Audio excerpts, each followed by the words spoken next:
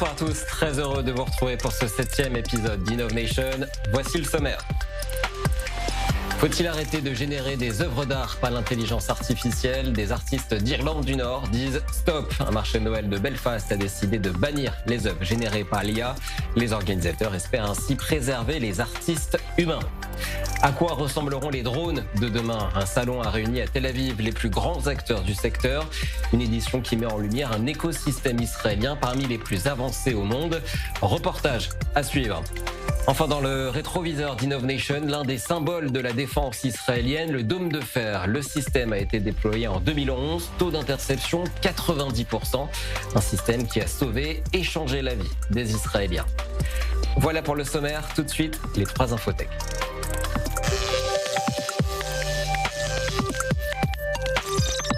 Alors l'IA en fait rêver beaucoup, certes, mais elle suscite aussi beaucoup d'appréhension. Preuve concrète, sur ce marché de Noël à Belfast, en Irlande du Nord, les organisateurs ont tout simplement banni toute œuvre générée par une intelligence artificielle. Pour les artistes présents sur place, il en va de leur survie artistique, selon eux. Écoutez à ce sujet un des organisateurs du marché de Noël. On entend parfois dire que l'IA, c'est juste pour s'amuser. Prenez la publicité Google. On y voit beaucoup de gens changer de fond ou faire représenter leur animal de compagnie. C'est amusant, certes, mais ce n'est que la partie immergée de l'iceberg. Je suis convaincu que si ça continue comme ça, un jour on se réveillera et on se demandera pourquoi n'y a-t-il plus de bons livres? Pourquoi n'y a-t-il plus de bons scénarios? Pourquoi n'y a-t-il plus de bons films ou de bonnes séries? Tout simplement parce que tous ces gens ont perdu leur emploi. Un robot champion d'arts martiaux, ou presque. C'est l'entreprise chinoise Engine AI qui a publié la vidéo de son nouveau robot humanoïde. Il effectuait quelques mouvements d'arts martiaux, mais les réseaux sociaux ont crié à la fake news. Du coup, ils ont publié une seconde vidéo avec le patron de l'entreprise. Un patron qui se prend, vous le voyez, un coup de pied assez violent dans le ventre. Un tournoi est envisagé dans les prochaines semaines. Participera qui voudra. Enfin, Israël n'est pas le seul à innover sur le marché de la défense. Les Européens tentent de rattraper leur retard. Certains diront que c'est pour ça que les entreprises israéliennes sont parfois bannies des salons de l'armement. Quoi qu'il en soit, un hackathon a été organisé à Varsovie, une sorte de concours d'innovation. Thème principal, les armes anti-drones, à l'heure où plusieurs sites sensibles européens ont été survolés par des drones suspects. Écoutez l'un des organisateurs de ce hackathon. Nous avons constaté que la guerre a fondamentalement changé. Ce n'est plus la Première Guerre mondiale. Ce ne sont plus des chars qui tirent sur d'autres chars. Nous sommes confrontés à une réalité radicalement nouvelle. La guerre par drone. Alors d'après mon expérience de ces derniers mois, après avoir discuté avec de nombreuses armées et de nombreux ministères de la Défense en Europe, ils pensent encore que nous sommes en paix, ce qui est faux. Et nous avançons beaucoup trop lentement. Si nous attendons que les gouvernements et les ministères de la Défense règlent tous les problèmes d'un coup, nous sommes tout simplement beaucoup trop lents. Voilà pour les 3 infotech. Tout de suite, notre dossier de la semaine, la défense tech.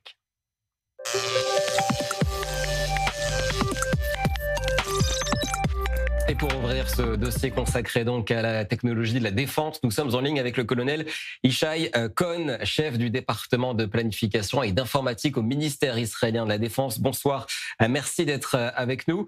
Alors malgré la guerre, ou plutôt les guerres auxquelles a fait face Israël, les investissements atteignent des niveaux historiques. Comment l'expliquez-vous ?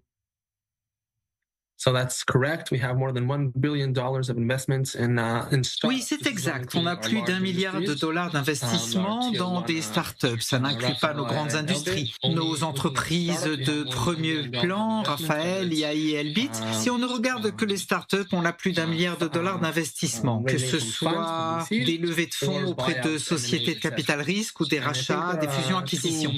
Je pense qu'il y a 2 grandes raisons à cela. La première, c'est l'essor des technologies de défense dans le monde entier, aux États-Unis, en Allemagne, c'est un phénomène mondial et Israël en fait partie.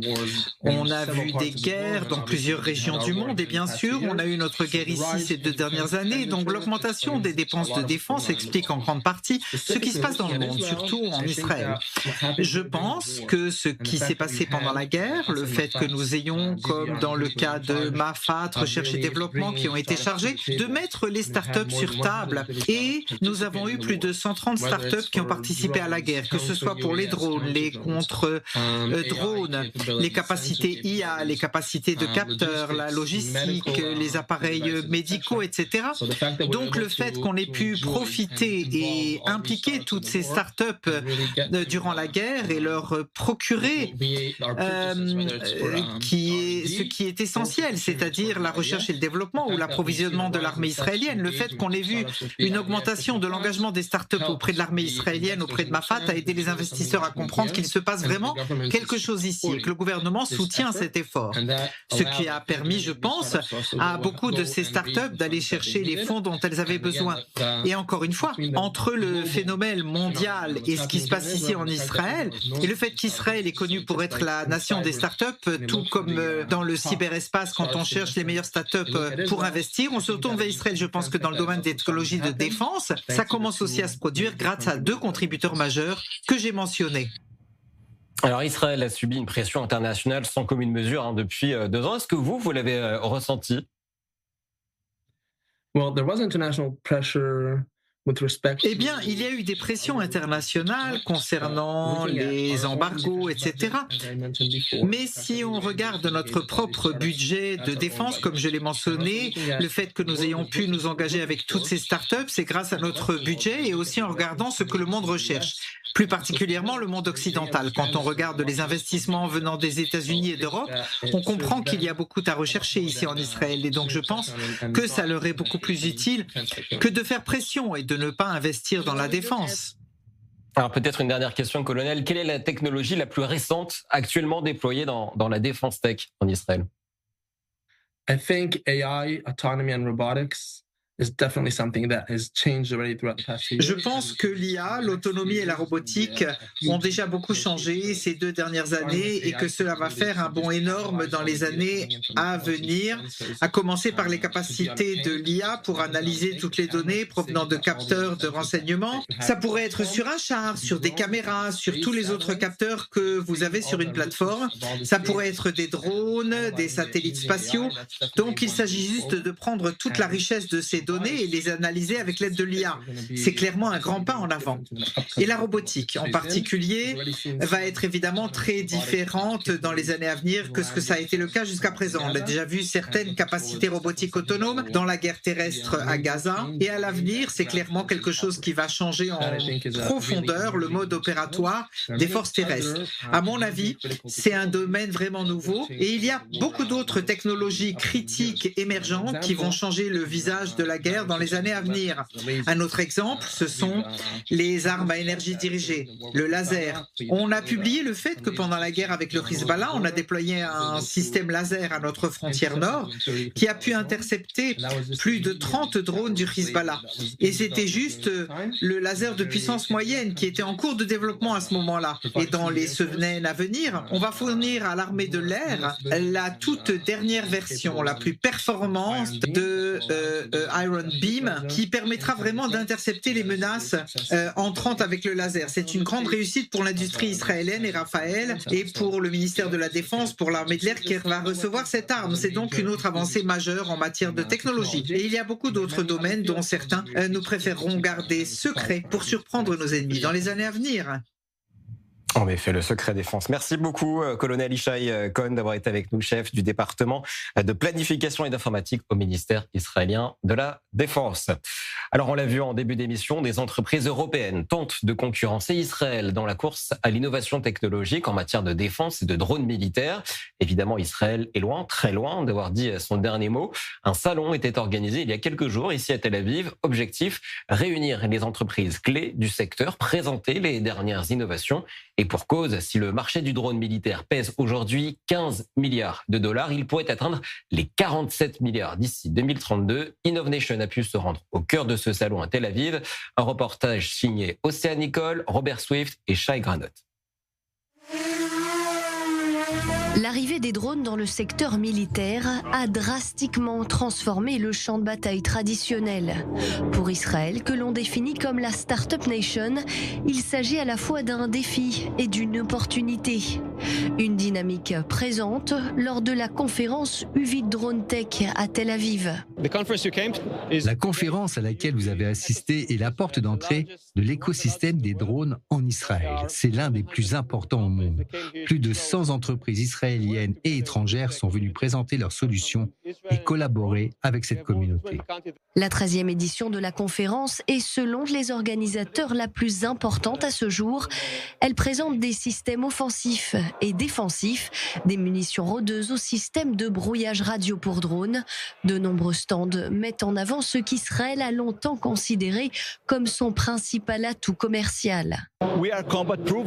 Nous avons fait nos preuves au combat. Nous avons de nombreuses années d'expérience. Ces 2 dernières années, nous avons acquis une expertise considérable et perfectionné notre système. C'est quelque chose d'unique au monde. Mais dans un contexte international de plus en plus instable, cet argument de vente unique semble perdre de son importance. Les drones FPV, le contrôle par fibre optique ou encore les drones lancés depuis d'autres drones, autant d'innovations issues du champ de bataille ukrainien, où les drones de combat sont devenus l'une des principales causes de perte chez l'ennemi. Si Israël n'est plus un pionnier, le pays reste un des leaders grâce à la maturité de son secteur des drones, ce qui pourrait lui conférer un avantage concurrentiel. Le défi jusqu'à présent était de transformer ces drones en un véritable produit militaire. Si l'on souhaite une solution militaire sécurisée, un drone conçu pour filmer le démarrage n'est pas un produit militaire. Des soldats en première ligne qui manipulent des drones dans des sous-sols bombardés peuvent donc simuler l'innovation, mais cela comporte des risques, surtout en présence d'explosifs. L'un des avantages des systèmes de drones israéliens, et vous pouvez le constater ici avec notre système, c'est leur fiabilité. Nous concevons des systèmes extrêmement fiables et sûrs pour les opérateurs. La plupart des entreprises israéliennes, en raison de la réglementation tant militaire que civile, développent des systèmes très sûrs et fiables. Pour les pays désireux de moderniser leurs forces armées, cela pourrait s'avérer crucial. Concernant la situation diplomatique d'Israël, les réactions quant à son impact sur les entreprises sont mitigées. Ce qui est publié dans les journaux et à la télévision ne reflète pas la réalité. Je ne constate aucune baisse de la demande, des besoins ou de la coopération.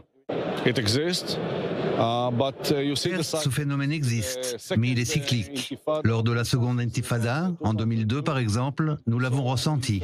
Aujourd'hui, un autre cycle se dessine. Il nuit à nos activités et à notre chaîne d'approvisionnement. Nous devons y faire face. Indépendamment des fluctuations politiques, Israël bénéficie d'une longue tradition d'ingénierie forte de plusieurs décennies d'expérience. Ces entreprises technologiques savent s'adapter à l'évolution des besoins de leurs clients. Partout dans le monde, on observe une tendance à la production locale. Chaque pays souhaite fabriquer ses propres produits. Même avant la guerre, la personnalisation et l'adaptation aux marchés locaux étaient recherchées. Même en dehors de tout contexte politique, les clients privilégient d'abord la production nationale. Ces facteurs pourraient soutenir les ventes d'armes d'Israël malgré l'émergence de nouveaux acteurs innovants et l'isolement diplomatique qui réduit ces écarts.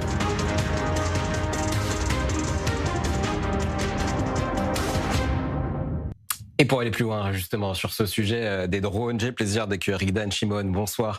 Vous êtes cofondateur et président de Wonder Robotics. Merci d'être avec nous. Votre entreprise évolue justement dans le secteur des drones. Racontez-nous ce que vous faites chez Wonder Robotics. Shalom Christopher. Bonjour Christopher. Bonsoir. Je suis le directeur et le fondateur de Wonder Robotics, une société israélienne qui traite du développement de solutions d'IA et de vues d'ordinateur pour les drones. Et en fait, les drones dépendent aujourd'hui de l'humain, parce qu'il faut les faire fonctionner, il faut un élément qui les fasse fonctionner, ils ne sont pas vraiment indépendants. Et là, nous avons un logiciel sur l'appareil qui leur permet d'être autonomes, de regarder le monde, de comprendre ce qui se passe, et le logiciel fait fonctionner de manière autonome le drone. Alors, vos drones incluent également l'intelligence artificielle. Comment on s'assure que l'intelligence artificielle ne déraille pas, surtout dans un secteur aussi sensible que ce secteur de l'armement, du drone? Évidemment, il y a toujours encore la demande du système de sécurité de notre société sur ces questions. En fin de compte, il faudra qu'il y ait un être humain qui contrôle et qui prenne la décision finale. Dans cas d'attaque, qu'est-ce que sera la cible? Mais ceci, dans le monde entier, va s'accélérant et les modèles s'améliorent, la technologie israélienne particulièrement, et nous devons améliorer de plus en plus nos modèles pour arriver à un niveau de zéro erreur. Donc si je vous comprends bien, l'IA viendra accompagner un opérateur humain sans jamais le remplacer. Je pense que plus nous nous développerons, plus nous verrons l'humain passant de plus en plus de la position de celui qui fait fonctionner les drones que celui qui les contrôle et qui contrôle tout un groupe de drones en vol et qui ne fait que donner des ordres généraux vers où et comment le faire. Et c'est l'IA qui remplacera l'humain en fin de compte pour jusqu'à la prise de décision. Est-ce que vous pouvez nous parler de qui sont les principaux clients aujourd'hui de Wonder Robotics? J'imagine qu'il y en a que dont vous pouvez parler et d'autres qui sont peut-être plus secrets, entre guillemets. Évidemment, nous sommes une société qui est à deux usages, dual use, et donc nous travaillons dans le civil avec des drones pour des envois pour les particuliers. Là aussi, il faut des solutions qui permettent aux instruments de se mesurer à des questions de sécurité. Mais depuis la guerre en Ukraine et ensuite la guerre en Israël, la société est passée plus avant dans le domaine sécuritaire, beaucoup d'actions dans le domaine de blocage de GPS avec des éléments qui sont des attaquants autonomes, travailler sans GPS. Et donc nous travaillons dans des forces partout dans le monde, et en particulier en Israël, avec des choses secrètes et des choses ouvertes avec l'armée. Nous sommes très fiers de ce que nous faisons avec la marine, avec des solutions très particulières, et donc nous sommes une des seules solutions au monde qui savent faire des itinéraires et des atterrissages en mer, donc sans GPS. Alors justement, vous avez évoqué la guerre en Ukraine.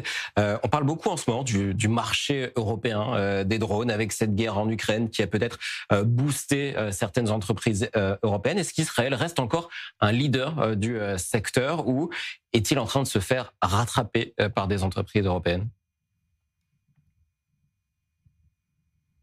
Si on regarde 20-25 ans en arrière, Israël était au premier plan dans les drones dans le monde, et au fil du temps, la révolution technologique qui a commencé dans les débuts des années 2000, grâce aux microcontrôleurs, etc., transformer des avions sans pilote qui étaient très chers à devenir quelque chose de beaucoup plus accessible. C'est Israël qui était à la pointe de cette révolution. Les Européens, et surtout depuis la guerre en Ukraine, ont avancé. Il y a d'excellents systèmes européens au niveau des plateformes et des pilotes, des avions sans pilote. Et Israël rentre maintenant dans le domaine de l'IA avec des technologies de premier plan ici en Israël. Et là, encore une fois, on peut aller plus avant et transformer ces appareils en autonomes. Et là, il y a beaucoup d'avantages à Israël, pas seulement pour les plateformes, mais pour avancer pour les années à venir, pour arriver à une autonomie avec la combinaison de l'IA pour la gestion autonome. En 30 secondes, est-ce qu'on peut imaginer demain carrément des navires autonomes, des navires de guerre autonomes et des sous-marins autonomes? Bien sûr, dans le monde et en Israël, il y a beaucoup de développement dans ce domaine, non seulement des sous-marins et des navires autonomes, mais aussi une combinaison de l'air, de la mer et de la sous-marine qui œuvrent de concert à propos de l'IA, qui savent en fait envoyer des appareils différents pour différentes missions. Ce sera l'avenir, c'est ce qu'on voit en Ukraine et c'est ce qu'on verra aussi en Israël. Merci beaucoup, Idan Shimon, d'avoir été avec nous, cofondateur et président de Wonder Robotics.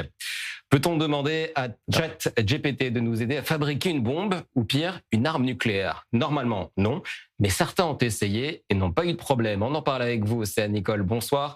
Des chercheurs ont réussi à passer entre les mailles des filets de sécurité grâce à des poèmes. Oui, Christopher, ce sont des chercheurs de l'Université de Rome qui ont fait cette découverte, et c'est grâce ou à cause de poèmes que l'intelligence artificielle peut être détournée. Les chercheurs ont utilisé une méthode qui s'appelle poème adverse et le principe, eh bien, ça constitue un mécanisme de contournement pour toutes les principales familles de modèles de AI, que ce soit OpenAI, Google ou encore Meta. Alors qu'est-ce que ces chercheurs ont fait? Eh bien, ils ont utilisé des courts poèmes, des vers métaphoriques pour arriver à avoir des réponses de contenus qui sont habituellement interdits par l'intelligence artificielle. Par exemple, ils n'ont pas demandé comment faire pour créer une bombe atomique ou comment faire pour faire une attaque nucléaire, des choses qui sont habituellement interdites, mais ils ont contourné en demandant des formules un petit peu plus poétiques. Et là, eh bien, l'IA a pu répondre à la question alors qu'initialement c'était interdit. Les chercheurs assurent que des amorces poétiques spécifiques déclenchent donc des comportements à risque dans près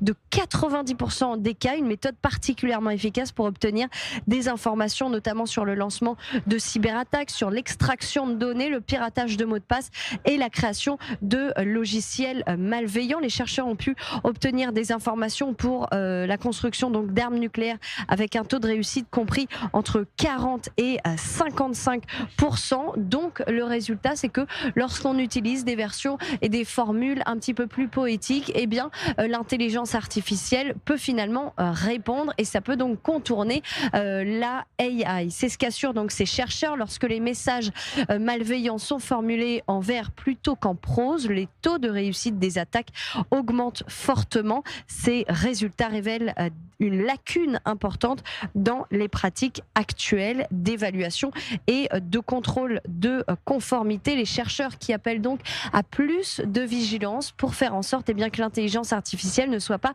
utilisée à des fins qui pourraient être dangereuses. Merci Océane. Nicole, tout de suite, Rétrotech.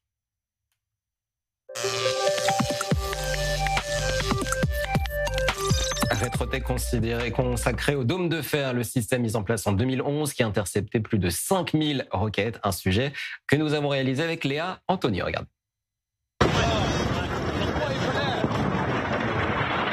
Objectif, intercepter les roquettes et obus de mortier de courte et moyenne portée, tirés notamment depuis Gaza. C'est en 2007 que Jérusalem décide de créer le dôme de fer, après une année marquée par des tirs de milliers de missiles du Hezbollah depuis le Liban. Des attaques également menées par le Hamas au sud d'Israël. C'est l'entreprise israélienne Rafael qui est chargée de développer cette défense avec Israel Aerospace Industries. Les premiers financements sont assurés par Israël. Les États-Unis, eux, contribuent au financement des missiles intercepteurs. Washington aurait versé à Jérusalem plus de 2 milliards de dollars pour financer sa défense. Le système dôme de fer comprend 3 parties.